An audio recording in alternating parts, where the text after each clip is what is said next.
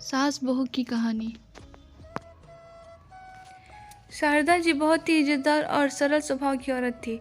गांव में अपने मकान में वो अकेले ही रहती थी। उनके बेटे बहू शहर में जाकर बस चुके थे, लेकिन उनका उस गांव को छोड़ने का मन नहीं होता था, इसलिए वो वहाँ अकेली रहती थी। पति की मृत्यु के बाद सबने उन्हें बहुत समझाया कि वह बहू बेटी के साथ शहर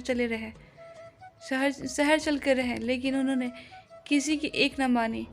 गांव में इतने साल रहने के बाद एक अजीब सा रिश्ता जो बन गया था उस गांव से, वह रोज मंदिर जाती थी। रोजाना की तरह एक दिन वो मंदिर जाकर आ रही थी तो संतुलन बिगड़ने की वजह से वो गिर पड़ी। गांव वाले ने उन्हें उठाया, पानी पिलाया और समझाया कि अब इस उम्र में अकेले रहना ठीक नहीं है। शारदा जी के 3 बेटे थे और तीनों ही शहर में बसे हुए थे। उस रात शारदा जी पूरी रात करवटें बदलती रही और उन्हें भी अब उस गांव वाले की बात समझ आ रही थी। उन्होंने परिस्थिति को स्वीकार करते हुए फैसला किया कि वो शहर चली जाएंगी और अपने बेटे बहू के साथ रहेंगी। उन्होंने फज्जों को फ़ोन करने का मन बना लिया। शारदा जी की बड़ी बहू बहुत आज्ञाकारी थी। मजली बहुत मस्त मौला और तीसरी बहू स्वभाव से बहुत कड़वी थी।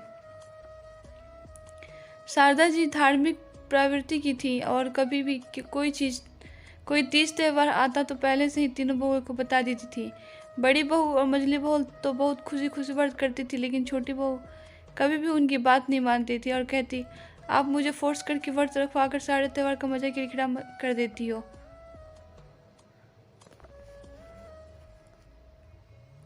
शारदा जी को वह एक आंख नहीं भाती थी और वह हमेशा व्रत जप करने के लिए कहती रहती थी, शायद इससे कुछ पाप धुल जाए।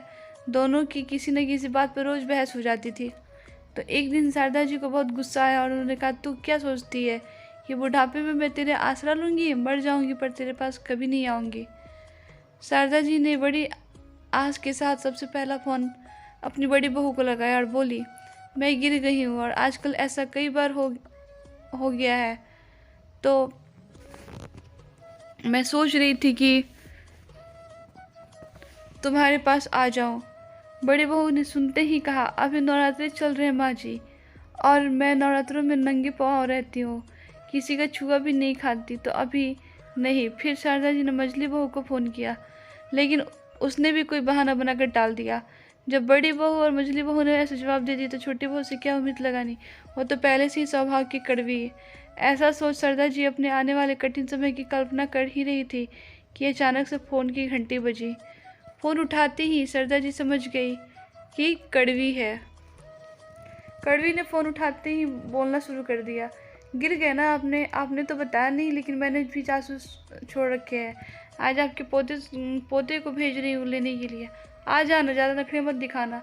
शारदा जी कड़वी बातें सुनकर हैरान थी और बोली, क्या तुझे मेरी कहीं याद नहीं है? तू भूल गई कि मैंने तुझसे क्या कहा था, मर जाऊंगी पर तेरे पास नहीं आऊँगी। हाँ हाँ, सब याद है, भूलूंगी नहीं कभी आपके कहे हुए शब्द, लेकिन आप मुझे नहीं जानते। मैंने तभी ये व्रत लिया था कि इस बुढ़िया को मरने नहीं देना, और आज से मेरा व्रत शुरू हो गया है।